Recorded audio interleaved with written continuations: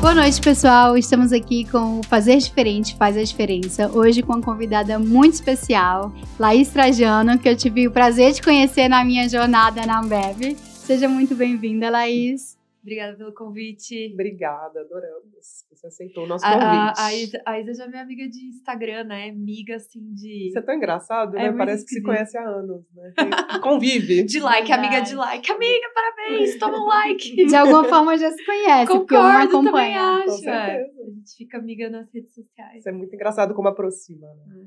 Bom, aí eu queria que você se apresentasse para todas. A gente tem uma pauta muito forte aqui de empreendedorismo feminino, que eu sei que é a sua cara. Você como empreendedora, feminista, com uma carreira aí belíssima. E acho que vale a pena você dividir um pouco das suas experiências, aprendizados, inspirar outras mulheres que estão aqui nos ouvindo, que querem dar um pontapé na sua carreira. Contar um pouquinho pra gente quem é a Laís e aí contar um pouquinho da sua história também. Ótimo.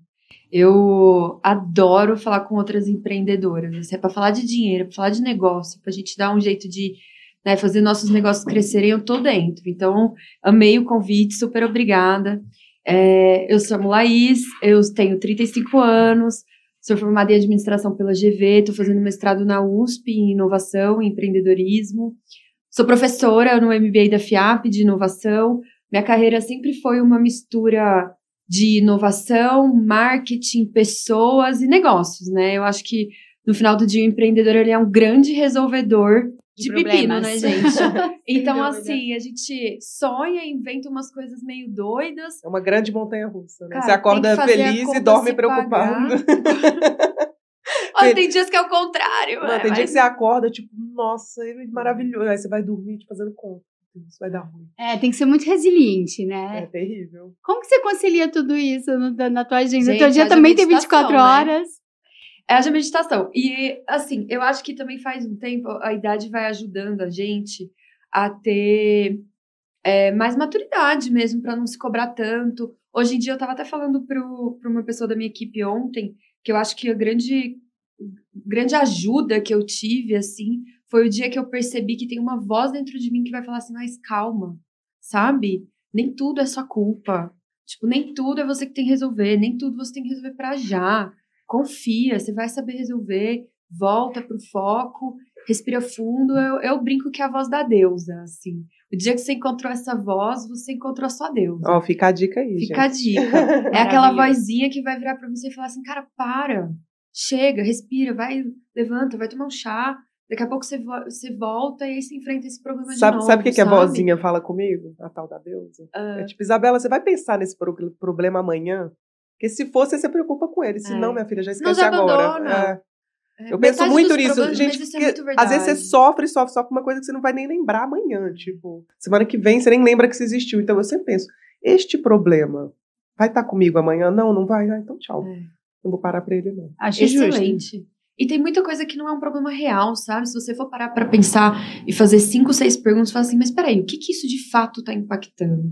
É algum resultado, é alguma meta, é algum KPI? Ou é a percepção de alguém? A gente, às vezes, também quer resolver com 1000 projetos e processos um problema que, às vezes, você vai levantar, vai pegar o telefone, ligar pra uma pessoa e falar, cara, vem cá, pronto. E já resolve, sabe? Eu acho que essa respirada, assim, eu acho que me ajudou muito a colocar energia nas coisas que eu realmente quero colocar energia. E você falou da maturidade, eu acho que uma coisa também que a gente aprende é falar não, né? E parar de reagir. Porque no dia a dia, às vezes, né, gente, a gente vai, tipo batata doce, as pessoas vão te jogando coisas. Isso eu tô falando na vida pessoal também, né? Alguém te joga, meu marido joga, fala, o que a gente vai fazer no feriado? Você fala, sei lá. Aí eu devolvo a bola. O que a gente vai fazer? E aí, o que a gente vai fazer? É uma ótima pergunta. Você tem alguma sugestão? Porque às vezes também você vai pegando tudo. Então a gente vai fazer tal coisa. E quando você vê, você virou a rainha que tá planejando a viagem de férias, que tá resolvendo o aniversário do seu sobrinho, que tá tocando 1000 outros jobs na empresa que não eram seus, porque as batatas quentes vão sendo jogadas. E se você pega... Hoje em dia eu tenho uma raquete, assim, eu devolvo. Mas sabe o que eu acho que que a gente tem em comum? Um perfil realizadora. E quanto mais realizadora você é, mais as pessoas te colocam um desafio. Você também tem que saber, como a Isa falou, dizer não, né? E se você sabe tomar decisão fácil, assim, eu sou uma pessoa que eu sinto que eu fui muito treinada em vários aspectos. Pela minha família, que tem uma cultura super empreendedora. Depois, pela faculdade, que eu fiz uma faculdade de negócios. Depois, pelo trainee da Ambev. A Ambev também te treina para tomar muita decisão, mesmo quando você não tem todas as informações. Então, uma coisa que eu vejo que muitas pessoas sofrem, que eu sofro muito menos, é medo de tomar decisão. Então, para mim é muito fácil falar o que a gente vai fazer no carnaval, o que a gente vai fazer no ano que vem, qual que é o objetivo. Assim, eu sinto que eu fui muito treinada. Não é uma facilidade que foi me dada, mas é uma facilidade que foi treinada. Justo. E aí eu percebi, por exemplo, quando minha irmã era minha sócia, que quando ela tava com medo de tomar uma decisão, ela vinha pra mim. E aí? Entendeu? E isso eu já percebi com várias pessoas em volta de mim. Não tô falando dela, tô falando de mim, Sim. né? As pessoas vêm, tipo assim, e aí, o que a gente vai fazer? Ou não, hoje eu também levanto e falo assim, essa decisão não é minha. Sim. Não delegue uma coisa que você tem que responder. Essa decisão não é minha. Eu posso te dar um conselho, mas essa decisão não é minha. E você faz outra pessoa crescer, né? No final das contas, se você responde tudo pelos outros, os outros não crescem, né? É só você que tá tomando ali a decisão. Eu acho que o meu desafio foi aprender a se falar não e ver o que não é problema meu e o que eu não vou fazer e o que eu não vou decidir, porque eu decidir também é uma responsa, né? Então, o que eu não vou fazer, o que eu não vou decidir, o que não é problema meu, o que não é prioridade. E me conta um pouquinho, falando de decisão. Como foi teu processo decisório para sair do mundo corporativo, para empreender? Como foi essa virada de chave? Cara, eu acho que lá no fundo eu sempre tive essa veia empreendedora. Sempre quis. Mas eu entendi também que eu precisava me treinar, que eu precisava aprender. O programa de trainee da Ambev foi uma super oportunidade para mim. Eu sou super grata. Me ensinou muito. Cara, com 26 anos eu liderava quase 500 homens, numa posição super raiz, assim, de vendas, pessoas Brasil real, né? Então, assim, não tô falando de Faria Lima, tô falando era interior de São Paulo, uma pessoa que ganhava um salário mínimo e tinha 4 filhos, cada um com uma mulher. Então, de noite ele era segurança numa balada, final de semana era pagodeiro, tipo assim, 3, 4 empregos. E foi muito legal para mim ver todas essas experiências super diferentes, aprender a me adaptar, aprender a lidar com isso, mudar o meu linguajar, aprender a falar de um jeito que as pessoas iam entender. Então, assim, eu vejo muita coisa positiva. Ao mesmo tempo, eu tive um passivo também nessa história toda. Eu saí da empresa muito estressada, muito cansada. Eu fui acumulando, eu acho que... Depois eu descobri que tem até uma teoria para isso, mas muita mulher faz isso. A gente começa a se adaptar muito no mundo dos negócios, de um jeito que a gente se masculiniza, porque muito dos símbolos no mundo dos negócios, eles são masculinos, né? Quando a pessoa fala, botar o pau na mesa, ou vai tomar um happy hour, o futebol do final de semana, quarta-feira o happy hour da empresa é para ver futebol. Tem algumas coisas que são muito masculinas. E eu sinto que muita gente da nossa geração, muita mulher da nossa geração, foi forçada a se masculinizar. E eu fiz esse exercício de um jeito muito claro, assim. Eu comecei a falar, gente, eu não entendo nada de futebol. Mas eu comecei a falar do Corinthians, do Palmeiras. Eu comecei a fazer piada. Comecei a usar roupa larga para poder me adaptar. Para não ficarem falando da minha bunda. Né? Eu tô falando disso de 12 anos atrás, né? De 14, sei lá. Enfim, mas faz tempo. Eu não acho que mudou muito, não. Eu não sei eu acho que tem alguns lugares, algumas empresas, talvez hoje... Estão tentando. E hoje isso teria uma advertência. Na época, a gente dava risada e seguia, era normal. Normal.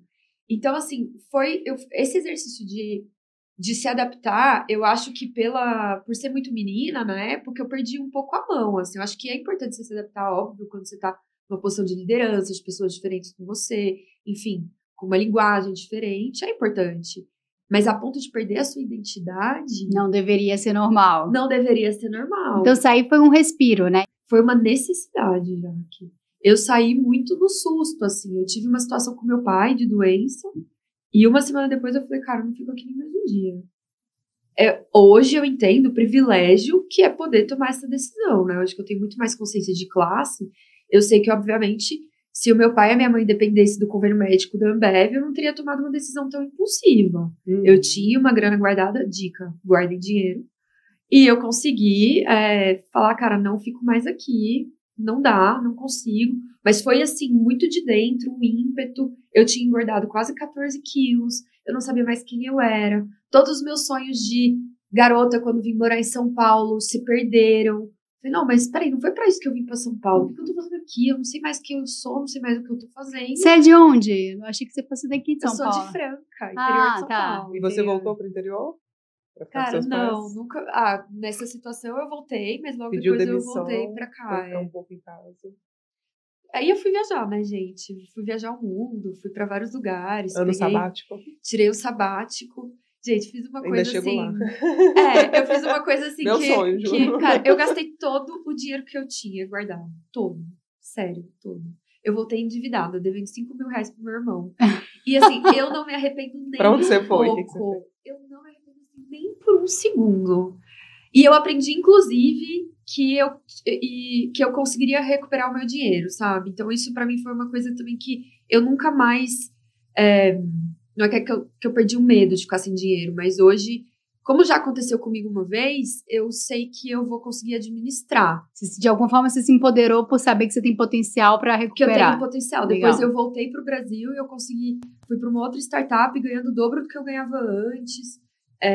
E acabou super rolando, assim, pra mim. Mas, assim, se você puder, uma vez na vida... O que você fez? Faça isso. Fiz de tudo, cara. Eu fiz 21 dias de meditação na Índia, em silêncio. Fiz um curso de yoga em Bali. Fui pra China, que eu queria ver inovação lá. Eu queria ver aquelas feiras gigantes de produto. Eu fiz uma listinha de coisas que eu queria fazer. Fiquei principalmente sozinha. Mas eu fiz uma lista de coisas que eu queria conhecer. Eu queria ver o que estava acontecendo no mundo. Então, fiquei um tempo no Vale do Silício. Fui pra Cuba. Aí, depois eu fui pra África. Você rodou, hein? Eu rodei. Não foi um mochilão só de mochilão turístico, mas eu misturei muita coisa que eu queria ver, assim. Então, que eu tinha curiosidade. Então, a feira na China. Na China, eu fiquei doente um dia. Pedi ajuda, né? Falei, tô passando mal, não sei o que e tal. Eu preciso de um médico, não sei o que. Quando eu cheguei num lugar que eu achei que era um médico, era uma farmácia de chás. E eu tratei tudo com chás, assim, meu negócio com chás veio vindo muito daí também. Então essa foi a inspiração pro The Feminist Tea? Foi. Que legal. O The Feminist Tea, ele foi o resultado de 1000 coisas que eu botei no liquidificador e de repente ele nasceu. Mas assim, um pouco veio disso. Lembra que eu falei que eu tinha engordado 15 quilos? Sim. Eu tratei com medicina chinesa, com chás e acupuntura, então assim, eu já tomava muito chá. Quando eu fui pra China, também aconteceu isso. E o The Feminist foi virando essa mistura, assim, eu gostava muito de oráculo, então eu tenho pelo menos uns 8 oráculos lá em casa que eu tiro quase todo dia.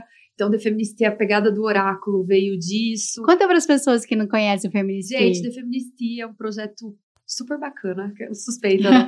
Mas é um projeto que eu tenho muito orgulho. Ele nasceu em 2018 para 2019, de uma vontade... minha e da minha irmã, de fazer alguma coisa tangível pelas mulheres. A gente se sentia meio ativista de Instagram, que fica só postando, mas nunca foi numa ONG ajudar e falar, pô, e aí, vocês estão precisando de alguma coisa?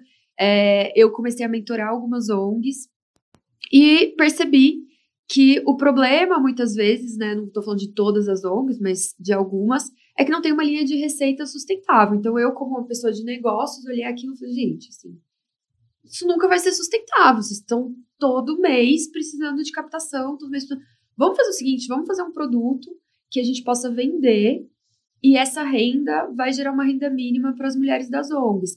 Então, a gente começou a trabalhar principalmente com ex-presidiárias e mulheres que sofreram violência e, através da venda dos chás, a gente gera renda para essas mulheres. O projeto existe, ele tem um e-commerce, ele tem uma frente de produtos, a gente foi criando, né? Então, depois dos chás veio boné, bag, kit, caderno, várias coisas. Algumas, são lindos. E algumas coisas viralizaram, né? A gente tem um boné feminista exausto que, assim... Maravilhoso. Toda vez eu acho que ele vai parar de vender e falar assim, pronto, agora todo mundo já comprou, porque existe Não vou fazer mais. Análise de mercado, né? Existe um número limitado de mulheres que usariam um boné escrito feminista exausto. Todo lote, eu acho que é o último lote.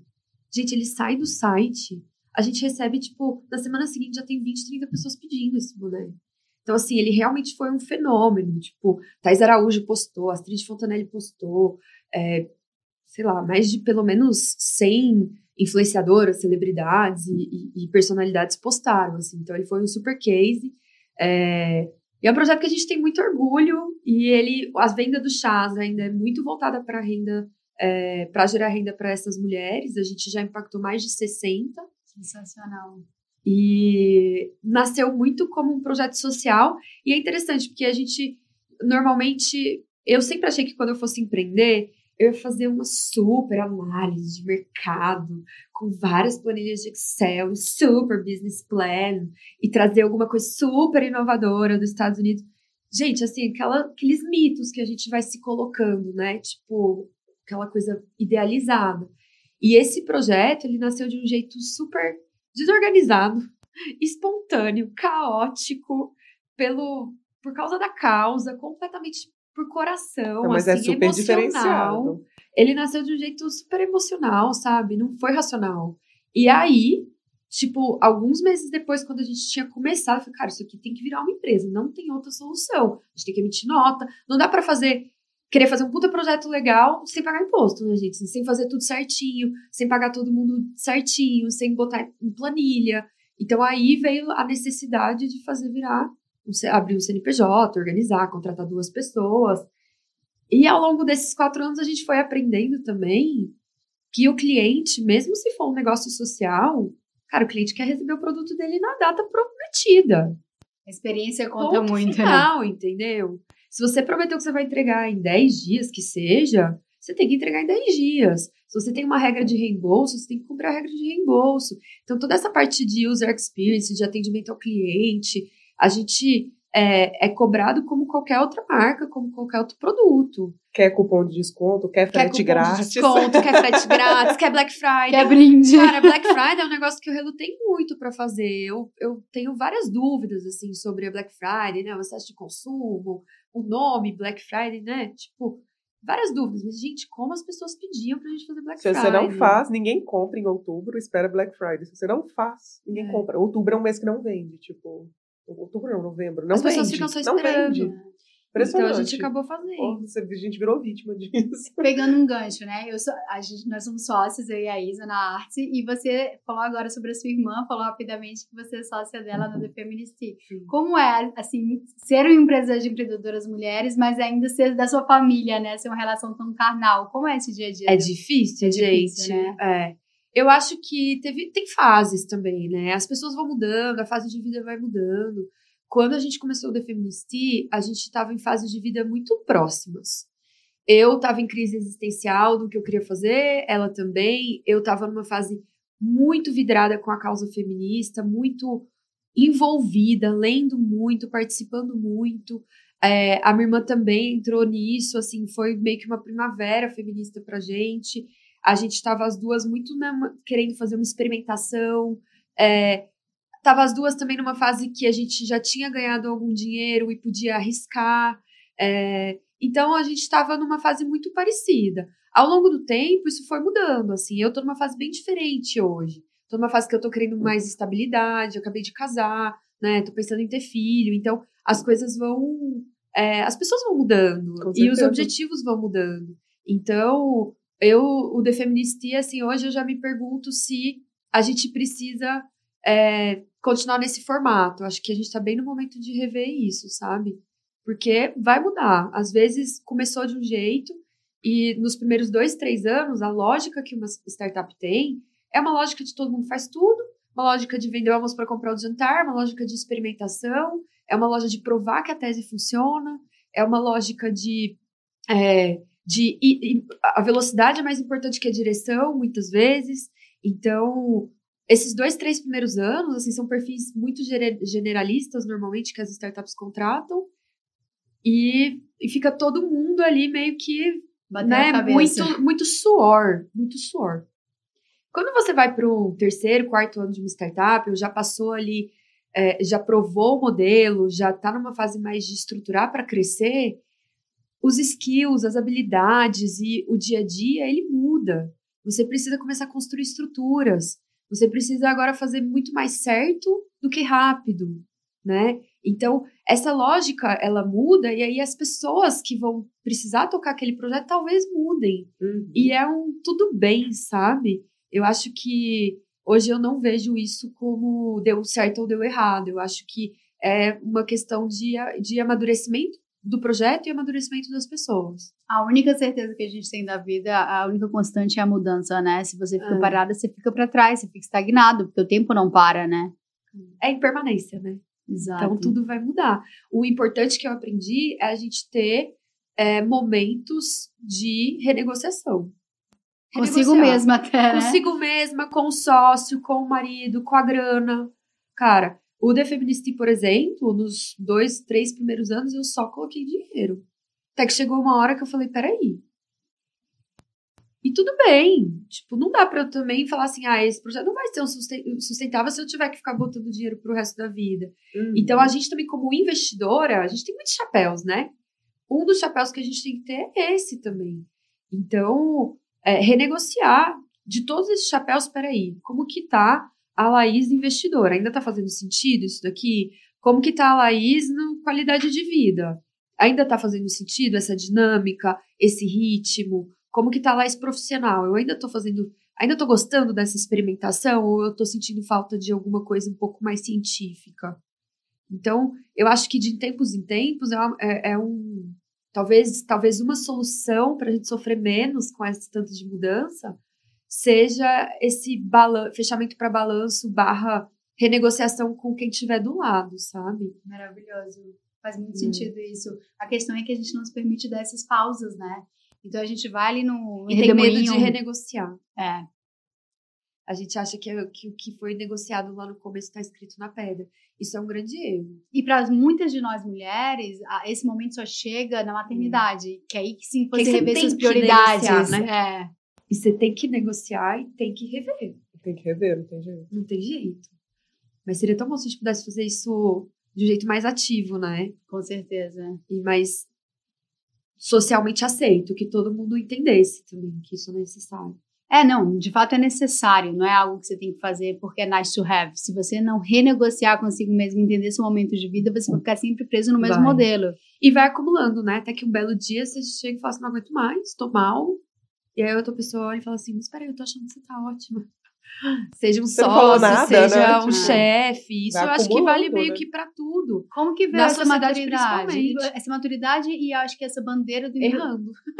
Mas também eu te vejo sempre como uma referência de olhar para a mulher de forma muito empoderada, olhar para a mulher de uma forma muito grandiosa. E eu acho que você levanta essa bandeira há alguns anos já. Como que foi isso para ti? Sempre foi assim? Ou foi uma coisa que você foi amadurecendo e foi entendendo a importância de ter uma voz em relação a isso? Eu, por exemplo, só fui, de fato, entender a grandeza do trabalho que a gente faz ao falar de empreendedorismo feminino quando eu fui empreender. Até então, para mim, era todo mundo aqui no mesmo barco e eu sou uma dessas que tem muita energia masculina mais do que energia feminina. Uma coisa que eu tô começando a prestar atenção em mim. Porque, acho que exatamente pelo mesmo motivo que você, como eu trabalhei muito tempo na Ambev, e é um ambiente muito masculino, muito treinado. É muito sobre assertividade, sobre autoconfiança, sobre segurança, sobre você se impor. E a energia feminina, que é sobre leitura, equilíbrio, sensibilidade, ela fica em segundo plano.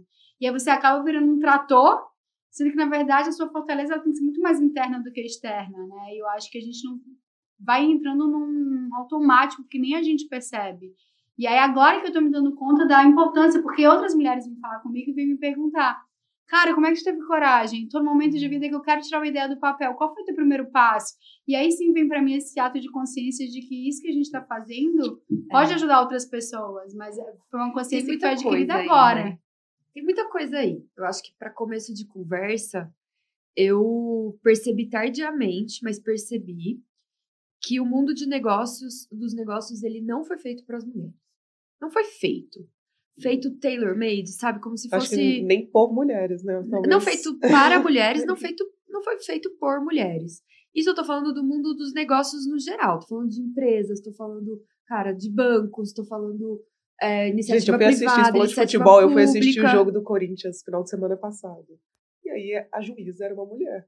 Gente, eu num camarote, eu tive que ouvir o cara falando, volta pra cozinha! E eu sou cozinheira, né? Tipo, eu achei que me conhecia. Eu falei, mas o que esse moço tá falando comigo? Ele falou, não, ele tá falando pra juíza porque é mulher. Eu falei, gente, jura por Deus? Tipo... E é engraçado, porque assim, só fugindo um pouquinho do assunto, mas... Aí eu falei, gente, mas eu nunca vi alguém mandar uma mulher pra cozinha. Tá mandando pra cozinha de casa, né? Porque eu já misturei tudo, como se a cozinha fosse né? um lugar ruim, né? Então, assim, tem várias coisas. E a cozinha de casa, porque a cozinha de restaurante é de homem. Então tem isso. Mas cozinheira e chefe de cozinha, né? Gente, são profissões distintas. Eu me apresento como cozinheira, eu tenho orgulho, eu falo, sou cozinheira. Uma coisa que eu costumo falar é assim, o mundo dos negócios, ele foi feito por e para homens. E o dinheiro e o poder foi reservado para os homens. Isso é o patriarcado. Existiram outras sociedades matriarcais. Eu tenho uma amiga que está fazendo tese de doutorado só em sociedades matriarcais, assim. E existem, e é fantástico, e funciona de outro jeito completamente diferente. Existiram tribos indígenas diferentes, enfim. No Brasil, um país que foi colonizado por portugueses, que copia muito a cultura americana. O que a gente tem aqui é um país que foi controlado, decidido e feito por homens, principalmente brancos. Eles que estão na posição de poder e de dinheiro. É fácil você olhar uma imagem do Senado e ver que são essas pessoas que estão lá. Ou olhar os principais CEOs do Brasil. A lista dos CEOs que mais ganharam dinheiro na Exame do ano passado. Hoje eu estava vendo a lista dos 10 brancos. Pessoas que mais ganharam dinheiro no artistas. Tem uma mulher. Uma. Então, essa divisão, essa divisão de trabalho, ela foi feita de um jeito onde a mulher ficava num ambiente muito doméstico e com um trabalho que não é remunerado, e o homem ia para a rua num ambiente público com um trabalho que tem muito mais glamour, poder e dinheiro. E isso começou a desencadear tudo que a gente vive de consequência hoje de machismo, enfim, no ambiente de trabalho, seja no empreendedorismo, seja numa empresa tradicional. Esse exemplo que você deu do chefe de cozinha, ele é ótimo. Eu acho maravilhoso o seguinte, se você olhar, a indústria da moda é uma indústria muito feminina, roupa é coisa de mulher. Cara, a hora que você vai ver, as pessoas que mais estão ganhando dinheiro dentro da indústria da moda são homens. Os estilistas, o diretor de criação, cozinheira, os donos dele. Ótimo. Cozinheira, mulher. Chefe de cozinha, ganhando prêmio, saindo em capa de revista. É engraçado, porque são até separados os prêmios, tipo, mulher e homem. Um hospital, você pega. Agora tá mudando um pouco, mas normalmente tinha o quê? Quem mais ganha dinheiro no hospital? O médico ou o dono do hospital. Normalmente, até muito recentemente, muito mais homem. Enfermeira, que é quem de fato limpa a bunda, vai lá, prepara tudo e faz o trabalho mais braçal, mais invisível, menos remunerado. Mulher. A gente pode trazer isso, assim, para todos os paralelos. Em todos os setores a gente vai ver isso acontecer. E dentro de empresas a gente vê que ainda é um número que as mulheres ganham 30% menos que os homens. Então, assim, a gente foi criando esse lugar de menos poder e de dinheiro. Tem uma pensadora que eu gosto muito, chama Joyce Beth, brasileira. Já escreveu vários livros. Ela fala que o empoderamento real é o empoderamento que mexe em estruturas de poder. Enquanto a gente não estiver mexendo em estruturas de poder e de dinheiro, a gente não está fazendo empoderamento. Eu não tenho nada contra empoderamento do batom vermelho. Tem gente que vira pra mim e fala assim, nossa, as mulheres já são muito poderosas.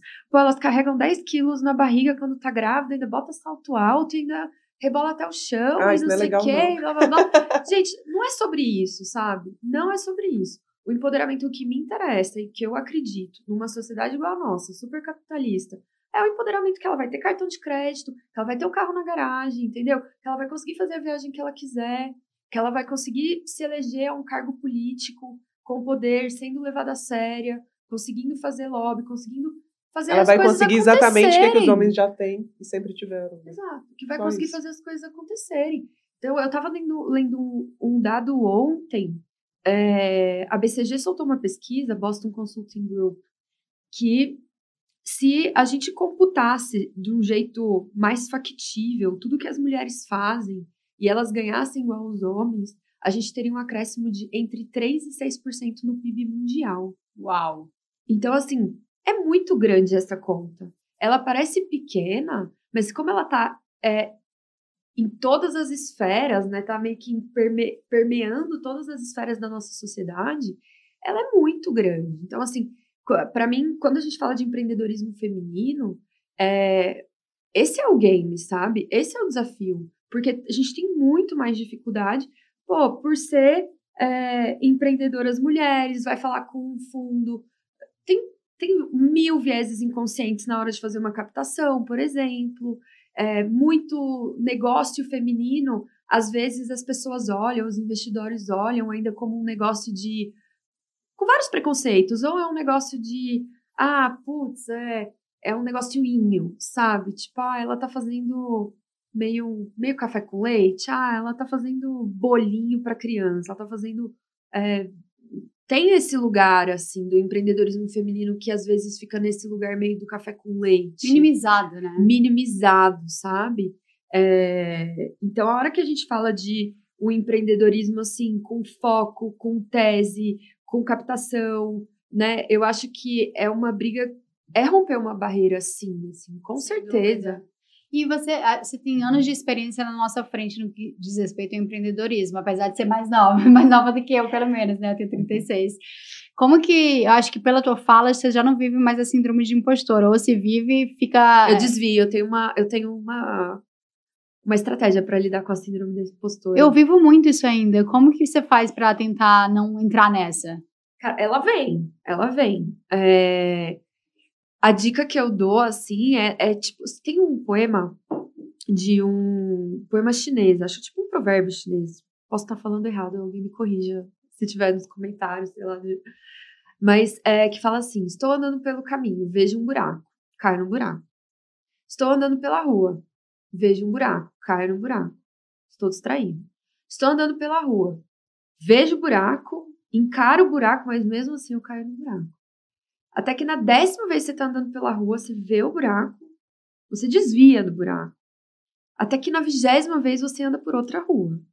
Então, assim, tem uma coisa meio de se treinar para desviar desse buraco, que é a síndrome da impostora. Assim, a síndrome da impostora é um negócio que colocaram na nossa cabeça. Eu acho importante dizer que tem muito homem que também fala que passa pela síndrome do impostor e tal. E acho que é um conceito que realmente acontece. Assim, a síndrome do impostor... da impostora, tem muito homem vozinha... que é impostor, né, gente? É tão fácil ser, né? Tipo, as pessoas levam a sério. Gente, eu vejo umas pessoas no mercado de trabalho que eu falo, meu Deus, não é possível. É sempre homem, assim, sempre. Como eles conseguem levar e chegar em posições, você fala, gente... E fingindo. É autoconfiança, né? Mas você fala dessa vozinha, né? Tem uma vozinha que fica Cara, ali. tem uma vozinha e eu acho que a gente tem que desviar. A nossa cabeça... Eu fiz muita meditação já, né? Então, hoje eu consigo separar todas as vozes que tem na minha cabeça. A vozinha da ansiedade, a vozinha da impostora e a voz da deusa, que é a que eu tento escutar. Então, a deusa, ela me ajuda a ter esse... Eu tenho o boné, uma puta deusa. Uma puta deusa. Mas a síndrome da impostora, cara, ela é uma realidade. Ela vai bater. E eu acho que volta, respira, fala, pera, eu já resolvi coisas piores, eu tenho as ferramentas que eu preciso. Nessa hora, eu acho que umas afirmações ajudam também, sabe? Sim. Eu sou uma pessoa inteligente, eu tenho as ferramentas que eu preciso. Se eu demorar um pouco mais do que o previsto, tudo bem. Eu vou me virar, eu vou pedir ajuda, eu vou pesquisar. O que me ajudou muito também na síndrome da impostora é ser mais CDF, assim. O fato de ser mais CDF me ajuda a me sentir, a criar autoconfiança. Então, eu tô com muita dúvida numa coisa, eu começo a estudar, eu tiro 2 finais de semana de estudo, falo, não, agora eu entendi, vou fazer meu plano. Então, ser uma pessoa mais CDF me ajuda um pouco a lidar com a síndrome da impostora. Mas... Você sabe que você estava falando tanto sobre fonte, sobre repertório, sobre livro, e eu ia te perguntar isso, de onde vem todo esse conhecimento? Né? Eu sou muito CDF, gente. Eu já fui mais, mas assim, eu tô sempre lendo, eu tô sempre pesquisando. Quais são os veículos? O que você tem acesso no dia a dia? Cara, hoje eu tô muito no Instagram, mas o Instagram eu uso ele meio como um funil, assim. Eu sigo hashtag, é uma coisa que as pessoas normalmente não fazem. Eu adoro seguir hashtag. Eu sigo uma hashtag que eu acho interessante e aí, de repente, eu tô vendo um perfil na Rússia que tem aquela hashtag. Isso eu acho legal, sabe? Sai desse mundo segmentado, né? Sair um pouco da bolha, assim, seguir pessoas diferentes. Mas eu tô muito nas redes sociais, eu falo muito a língua das redes sociais, eu gosto, acho resumido. Livro de negócio, esses livros tipo, que todo mundo tá vendo, eu compro todos e não leio inteiro, é a minha estratégia. Não leio nenhum desses livros inteiro, eu decidi que eu não vou ler nenhum inteiro. Metade desses livros, assim, cara, decidi. Você já tem o conhecimento, né? Mas eu leio os primeiros capítulos, leio talvez Aí eu pulo, vou lá pro meio, aí eu leio o fim e falo, entendi. Isso. Entendi mais ou menos o que ele tá falando, é essa a ideia. E uma coisa que eu tenho aprendido a fazer também é conhecimento bom é o conhecimento aplicado. Eu sou muito contra aquela coisa de ler 300 livros por ano. Eu acho que a gente vive numa era que existe muita informação. Se você tem muita informação, mas não consegue transformar ela numa coisa que realmente vai mudar o seu dia a dia, você tá só se poluindo. E depende do tipo de informação também. Porque tem gente que lê 300 livros por mês, mas é cada livro que nós... cada livro que não tem nada a ver. Ou lê um monte de coisa legal, mas aquilo não transforma em nenhuma ação real, sabe? Então, assim, eu tento também ler um livro e falar assim, cara, o que eu vou usar de fato aqui? Seja na minha empresa, seja na minha vida. E tentar trazer ações mais tangíveis, assim, práticas. Eu prefiro ler 5 livros por ano e testar, experimentar e aplicar e entender um pouco melhor daquele negócio do que ficar batendo papo que eu sou fodona, li 80 mil livros e so what, sabe? Então, e eu aprendi também que eu não preciso terminar de ler todos os livros se eu estiver achando que ele tá ruim.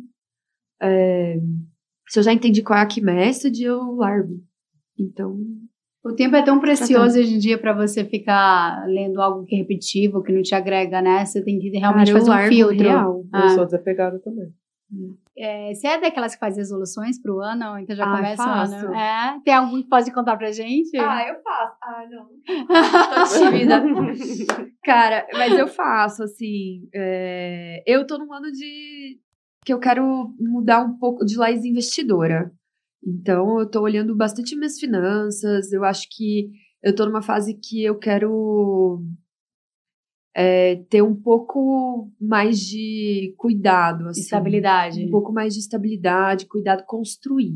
Legal. Construir coisas. Você investe em startups hoje, Lais Investidora? Tem algumas investidas? Eu invisto algumas, invisto muito pouco, tickets baixos, mas em algumas startups. De mulheres? Não só de mulheres, de produtos. Eu gosto muito, uma coisa que as pessoas não conhecem, mas que eu gosto muito de divulgar, são plataformas de equity crowdfunding ou de debt crowdfunding. Eu acho que para quem está começando, é muito legal, assim. Então, tipo, a Trey Investimentos, a Mova, Start Me Up. O que é isso? O que é isso, né? Vamos lá. O setor de investimento em startup, ele sempre foi muito segmentado, nichado e elitizado, para falar bem a verdade. Muita gente, se você parar uma pessoa na rua hoje, ela vai achar... As pessoas acham que ela precisa esperar ter 1 milhão ou 2 milhões sobrando para poder investir numa startup. O investimento em startup, gente, ele é um investimento de alto risco. De fato, assim, não é o dinheiro que você vai usar da sua reserva de emergência ou o dinheiro que você pode precisar daqui a pouco.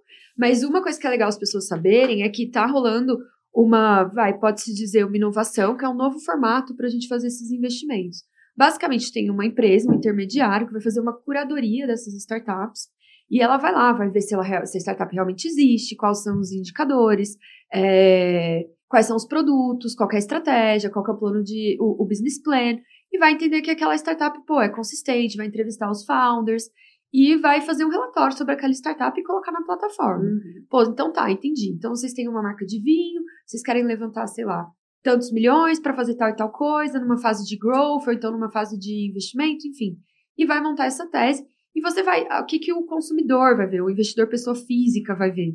Ele vai ver um site que tem várias startups ali levantando dinheiro, startups que já tiveram essa curadoria, e ele faz toda também uma parte de burocracia, então assim, do investimento você assina tudo online, você não vai precisar de um advogado seu para ir lá, fazer o due diligence, entender, e você pode entrar com um ticket de R$1.000, R$5.000. Então, você compra um pedacinho. Você compra um pedacinho, se você fizer isso via equity, né, via ações, você entra mesmo com um upside na venda, ou quando ela tiver uma captação maior, com uma lógica de equity, mas você pode fazer de dívida também. A Trey Investimentos, por exemplo, é dívida. Então, você vai lá, empresta o dinheiro para uma startup e ela vai te pagar como se fosse uma dívida, assim. Se ela, mesmo que ela quebre, tem, tipo, uma ferramenta como se fosse um fundo garantidor, e aí garante que as pessoas vão receber.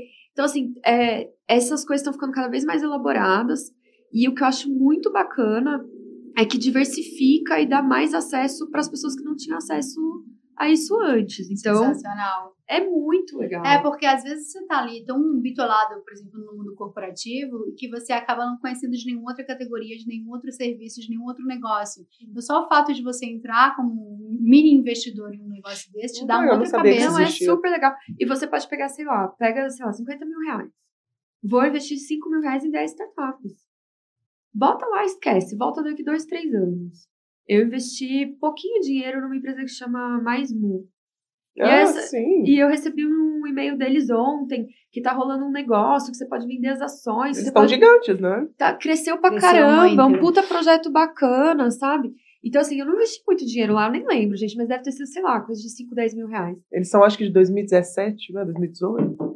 Eu lembro que quando a gente lançou a Louco, a gente ia colocar o nome de uma coisa meio de Mu. Aí, logo depois, eles lançaram, por isso que eu sei mais ou menos. É super legal. E eles produtos são ótimos. Então, para dar um exemplo, e o The Feministia, a gente captou com a Três Investimentos uma dívida faz uns 2 anos, na casa de 120, 150 mil, não lembro o número exatamente. Foi dívida, a gente preferiu fazer como dívida. E foi muito legal, porque teve cliente nossa que a gente não conhece, mas que é fã da marca, que investiu, sabe? Então, assim, para marcas que tenham esse viés de comunidade, de o crowd equity, crowdfunding, etc., eu acho que faz muito sentido. Eu acho que não faz sentido para todas as startups. Não acho que vai resolver todos os problemas do mundo, mas é uma puta coisa bacana que eu acho que vale muito a pena dar uma olhada, tanto como investidora, para começar, quanto como marca. Uhum. Realmente, abre a cabeça de alguma forma, né? Até para a pessoa poder entender o que está rolando, quais são as startups, o que está acontecendo no mundo hoje, né? Quem está investindo em quê? Quem está abrindo novos negócios? Eu acho que é uma forma de se conectar com o que está acontecendo, né? E é uma forma de você investir em negócios que você acredita, sabe? Hoje em dia, quando aconteceu o negócio da Vale com Brumadinho, eu lembro de ligar pro meu gerente e falar assim, eu não quero mais o meu dinheiro nessas empresas, eu tava emputecida, porque eu quero saber se tem algum dinheiro meu em mineradora, aquela coisa, né, dramática. Ele falou assim, eu não tenho como te garantir isso. A verdade hoje é que o seu dinheiro que tá hoje dormindo no Bradesco, dormindo no Itaú, no Santander, no Itaú, ele não tá lá. Ele foi para algum fundo ou para alguma outra empresa que talvez colocou num outro fundo. E esse dinheiro pode estar... qualquer lugar, né? Fazendo uma coisa que você vai completamente contra, por exemplo. Então, eu acho que a partir do momento que você começa a se ver também como uma mulher de negócios, uma investidora, e você começa a pensar também, peraí, quais são os tipos de negócio que eu quero fomentar? Porque quando a gente coloca dinheiro numa empresa, a gente está colocando gasolina ali para ela crescer, né? Dando ali combustível para ela acelerar e para ela crescer. Quais são os negócios que eu quero ver crescer no mundo, né? Num mundo pós-pandemia, num mundo de enchente, de guerra, de ET, que teve ontem, o negócio dos OVNIs, que eu nem entendi também. Então, assim, qual é o mundo que a gente quer fomentar e que a gente quer colocar dinheiro e energia, sabe? Isso como consumidora também. Quais são as marcas que eu tô consumindo que eu quero que elas continuem existindo? Que eu quero que elas continuem crescendo. É uma dose de consciência, né? Eu acho que isso é uma coisa legal, assim, pra gente falar, principalmente se tiver alguém ouvindo começo de carreira, uma mulher mais nova, querendo empreender. Cara, não pensa que que o seu poder de criar valor é só das 9 às 6 no seu trabalho formal. Tem muitas outras coisas para você criar valor e ser mulher de negócios, ou como investidora, ou como consultora, ou como consumidora também, fazendo isso bem feito, como conselheira, cara, como professora, como embaixadora, como porta-voz, como investidora. Então, assim, tem vários outros papéis e eu acho que as mulheres mais poderosas que eu conheço souberam ter mais do que um papel para estar no mundo dos negócios, do poder e do dinheiro. Eu acho que é um erro muito grande e é batata, gente. Assim, o que eu vejo, eu dou muita palestra para mulheres, empoderamento feminino. Eu adoro dar palestra, eu adoro estar nas empresas fazendo workshop. E quando eu falo, eu adoro falar de dinheiro, porque muito ainda a gente vê mulheres que começam a ganhar dinheiro e falam assim, não, vou pedir para meu pai me ajudar a investir. Ou então vou pedir para meu marido me ajudar a investir. Não terceirize o seu dinheiro para o seu marido ou para o seu pai. Chega, parou. Cuida você do seu dinheiro. Se coloca nesse papel de estar no controle do seu dinheiro. Isso está diretamente ligado a poder hoje. Não foi eu que escolhi assim, o mundo tá dado, gente. É o capitalismo, enfim, é assim que é. Mas se coloque nesse papel de cuidar da abundância que você gerou, do dinheiro que você gerou, que é o resultado do seu trabalho, de pensar para onde já fez, que é o mais difícil que você já fez, pensar para onde vai isso. Cara, você não precisa parar aí, né? Síndrome da impostora vai dizer o quê? Mas eu só vou dar conta de cuidar do meu dinheiro quando eu fizer 5 cursos de investimento em ações e não sei o quê. Gente, calma, sabe? Se você der um Google esperto, você vai ver que basicamente todo mundo fala a mesma coisa. Primeiro faz a sua reserva de emergência, depois coloca um pouquinho na renda fixa, depois o próprio aplicativo do banco. O próprio aplicativo, ele vai te dando. Então, assim, hoje tá cada dia mais fácil de você cuidar do seu dinheiro. E, assim, que a gente não se engane, sabe? O dinheiro, ele é fundamental para o empoderamento feminino. Mas fundamental. E quando a gente fala em questões doídas, né, da questão das mulheres, por exemplo, violência. Gente, violência acontece em todos os lares, tá? Mas é muito mais provável uma mulher, tem dados que mostram isso, é muito mais provável uma mulher sair de um relacionamento violento se ela tiver dinheiro na conta, se ela tiver pra onde ir. Muitas não saem de um relacionamento abusivo ou violento. Medo, né? Muitas vezes porque não tem dinheiro pra sair. Não, e nem é só por elas e pelos filhos, né? E pelos filhos. Então tem vários motivos que fazem uma mulher não sair de um relacionamento violento, mas assim, com certeza, uma mulher que tem um cartão de crédito, um carro na garagem, cara, um apartamento no nome e algum dinheiro guardado, vai dar uma merda a primeira vez, ela vai falar, putz, será? Na segunda, ela vai pegar o carro dela e vai falar assim, chega, abraço. Entende? Então, assim, óbvio que não dá pra generalizar, mas você tem o poder de escolha, né? Mas você ter o poder de escolha. E o poder de escolha no mundo que a gente vive hoje envolve ter limite no cartão, ter um carro e ter, sabe, pra onde ir. Então, mudou muito, né? Essa mulher queria casar com um homem rico, né? E ser mandada, gente. Hoje ela vira e fala assim, eu sou homem rico. Tem aquela frase da Cher, né? Vocês já viram? Não. A Cher aquela cantora americana, né? Ela fala, a mãe dela, ela fala assim, minha mãe virou pra mim e falou assim, filha, você tem que casar com um cara rico. Aí ela fala assim, bem americana, Mom, I am the rich man. Maravilhosa. A mulher da lancha. Então, assim, eu acho que é claro que isso não... E para as mulheres, isso não vem de um lugar de ostentação, sabe? Não é isso que eu tô dizendo. É independência. Vem de um lugar de autonomia, de independência, de empoderamento, de você conseguir realizar seus sonhos, sabe? Maravilhoso, então, faz todo sentido. Cara, empoderamento feminino, se a gente não estiver falando de dinheiro, de poder, a gente não tá falando de empoderamento feminino. Laís, você tem muita autoridade para falar do assunto, porque é um assunto que você, além de ler, vive, né? O que te inspira? Quem te inspira hoje? O que te inspira a cada vez mais seguir esse caminho de empoderamento feminino, de empreendedorismo feminino? Hoje eu não sei viver diferente mais, assim, eu acho que eu já mergulhei tanto nessas questões que pra mim tá muito vivo, assim, eu tô o tempo todo olhando, as pessoas já me procuram, as coisas caem no meu colo, então hoje, tipo, como eu tô nesse rolê, eu acho que vai orgânico, sabe, vai acontecendo. Eu tenho me interessado muito por algumas questões mais do que por outras no momento, assim, eu tenho esses capítulos. Dinheiro é uma coisa que sempre me interessou muito. Agora, uma questão que tem me interessado muito é etarismo, por exemplo. O não direito da mulher ao envelhecimento. É uma coisa que eu tenho começado a pensar, tenho lido um pouco mais, tem um perfil que eu gosto muito que chama Cool 50s, ou alguma coisa assim. Que tem umas reflexões fantásticas sobre isso. Então, essa é uma questão que eu tenho acompanhado mais. E uma coisa que eu tento aprender muito é aprender com mulheres com realidades diferentes da minha. Eu aprendi que existem muitos feminismos, aprendi que existem muitos jeitos de sofrer esses machismos que a gente sofre. E com certeza uma mulher negra sofre muito mais que uma mulher branca. E uma mulher negra gorda sofre mais, uma mulher negra gorda lésbica sofre mais. Então, eu aprendi a ouvir. Aprendi a ouvir. E achar que a minha experiência é a regra, sabe?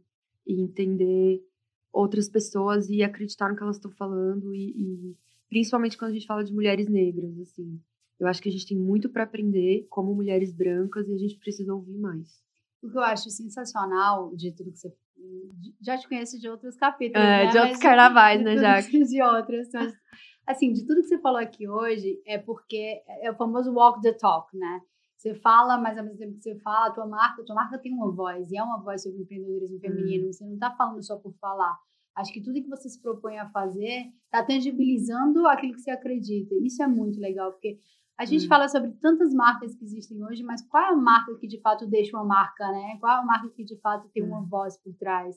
Então, acho que tudo que você vem trazendo é super inspirador. E a gente erra, tá, gente? The Feminist já errou muito. A gente já teve hater, assim, homem, macho, querendo fazer machice no perfil, assim, causar à toa. Tem muito, eu não dou a mínima bola. A gente não fez o The Feminist pra agradar macho, assim. Então, não foi esse ponto.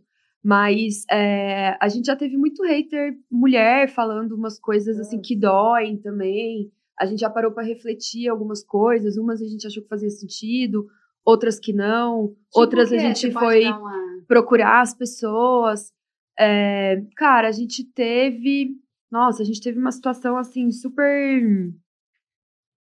Como é que eu vou dizer? De crise, assim, quase. Tipo, eu passei uma semana olhando isso, sabe? Tipo, até a hora que eu ia dormir. A gente lançou 3 meias no inverno do ano passado, ou retrasado. E as meias, assim, uma tinha uma boca, outra tinha uma teta e a outra tinha um útero. E uma questão muito sensível dentro dos 1000 feminismos que existem é a questão das mulheres trans. Sim. Tem muito feminista radical que acredita que as mulheres trans, de algum certo modo, não deveriam ser incluídas. Enfim. E então é uma coisa super... Tem muita coisa que os movimentos feministas concordam, mas tem algumas pautas que são muito polêmicas ainda dentro do próprio movimento feminista. Por exemplo, a pauta das mulheres trans. E a gente foi criticada por uma seguidora que veio e falou que a gente estava excluindo as mulheres trans, fazendo muita coisa com útero. Eu falei, nossa, mas a gente não fez muita coisa com útero. A gente fez uma meia e a gente fez a boca, inclusive, e teta, enfim, pensando nas outras mulheres, né? E aí, só que o que começou a acontecer, que foi assustador para mim, foi o poder da comunidade quando ela perde do controle, assim, porque a marca que tá muito na community manager ali, o The Feminist é uma marca que comunidade é um pilar. Com certeza. Sabe? É uma marca que tem uma causa, que tem uma comunidade clara, e a gente constrói junto com a comunidade, a gente presta serviços para a comunidade. Eu sinto que tem coisas que a gente faz pela comunidade que eu não faria se eu fosse outra marca, de jeito nenhum. Várias coisas, mas enfim. E aí veio uma seguidora e rebateu a outra, e elas começaram a brigar. Dentro do seu perfil. Dentro do meu perfil. E, gente, quando eu vi, tinha 300 comentários. E as pessoas se matando. E eu olhei aquilo e falei, gente, o que a gente faz, sabe? Então, assim, a gente tem um posicionamento em relação às mulheres trans e tal, mas não era sobre isso. A gente fez um posicionamento muito assim, cara, a discussão, ela precisa existir. A gente precisa conversar, o diálogo é importante. Mas sem agressividade, sem ofensa, sabe? Então, assim, vamos tentar manter as regras da comunidade aqui. O respeito acima de tudo. O respeito, pra gente ter um diálogo bacana. Mas num Brasil, né, super à flor da pele, é muito difícil a gente querer isso. Então, mas assim, eu lembro de acordar no dia seguinte, ter quase 1000 mensagens, o direct bombando, e as pessoas num tom muito agressivo, sabe? Vocês não podem permitir que isso aconteça. Eu falei, o quê, gente? Mas eu nem entendi ainda. Enfim, então assim, foi todo um exercício de entender que a comunidade, ela tem um poder muito grande, e esse poder, ele pode ser para um lado ou para o outro, sabe? Sim, igual uma coisa pode viralizar de um jeito super bacana, pode... Enfim, então a gente tem aprendido muito, assim, sobre várias questões, principalmente para incluir, para que todas as mulheres sintam-se representadas, assim, para achar esse lugar comum entre todas essas pautas, sem desrespeitar ninguém. E quando a gente erra, a gente tenta errar de um jeito que não seja agressivo, sabe? Que não seja um erro cruel, esdrúxulo, do mal. Assim, todas as vezes que a gente errou foi muito peraí, vamos parar, vamos aprender, vamos ouvir. Então, é difícil, né? Eu acho que também tem muito de entender as fases que as pessoas estão. Eu já pensei muito diferente do que eu penso hoje, em relação ao feminismo mesmo. Eu já fui mais radical. Hoje em dia eu sou bem menos radical. Então, eu acho que tem amadurecimento também. Você vai falar com uma pessoa que tá mais ferida, porque acabou de sair de alguma situação de violência, cara, é óbvio que ela vai estar ferida. Então, assim, a gente tá falando de muita cicatriz, de muito machucado. Então, eu aprendi a respeitar um pouco também que, às vezes, esse sangramento, ele é legítimo, sabe? Se a gente tá aqui agora, né? Estamos aqui conversando. Se entrasse uma pessoa aqui e falasse assim, gente, acabei de ser estuprada. Tipo, olha o que aconteceu. Não. Cara, a gente não ia tratar isso de um jeito calmo. Ela não ia entrar aqui calma. Alguém acabou de me bater. Não, meu marido acabou de me bater. Cara, existe uma dose relevante, legítima nessas pautas de dor. E isso vai se apresentar em alguns momentos de um jeito que talvez não seja fluffy. E faz parte. É um jeito mais rústico, né? O jeito mais espontâneo, o jeito mais dolorido, o jeito que a pessoa dá conta. Porque quando ela tá sofrendo, quando ela tá sangrando, ela faz do jeito que ela dá conta. E eu acho que, então, eu acredito hoje num movimento que promova diálogo, num movimento feminista que promova diálogo, que inclua as mulheres, que a gente se escute, sabe? E que a gente se acolha. E que a gente gere dinheiro umas para as outras. Acho que, assim, a melhor forma de fechar não poderia ter sido diferente do que essa. Queria te agradecer. A gente já, por incrível que pareça, já passou 1 hora de papo. Mentira, sério? Juro, foi super gostoso. Queria te agradecer mesmo, porque foi uma aula, assim, vai dar muita reflexão. Vai ter aprendizado. Muita coisa, né, gente? E assim, sabe aquele brinquedo de criança que você puxa um fio, puxa, aí pula vários? Sim. Cara, é isso. A gente puxa vai vindo outras 1000 coisas. Se a gente puxa a maternidade, vai vindo coisas. Puxa o etarismo, vai vir... Então, nossa, isso que você falou, eu fiquei pensando naquela... Eu fui no show dos Backstreet Boys, né? As trintonas. As trintonas. O que foi aquilo, Eu tenho 33 anos, gente. Eu sou uma trintona. De um jeito muito pejorativo, né? O problema não é a idade, o problema é o tom pejorativo. Imagina, gente, homem com 30 é tipo, uau. O pegador. Uau, o auge. 40, uau. Mulher com 30 é tipo trintona. Nossa realidade é um pouco diferente, né? É bem diferente. Nossa. E quem quiser te conhecer mais e se inspirar mais e ouvir mais de ti, fala para as pessoas onde é que elas podem te achar para poder... Podem me seguir no Instagram, meu @ é @laistrajano, tô no LinkedIn também, são as 2 principais redes que eu uso. E o @ do The Feministy é @THE Feminist, e tipo, em inglês, T, que é chá em inglês. Então tem os 2 T's no final. Muito obrigada pelo convite. A gente que agradece. Imagina. Prazer enorme. Prazer foi nosso. Obrigada.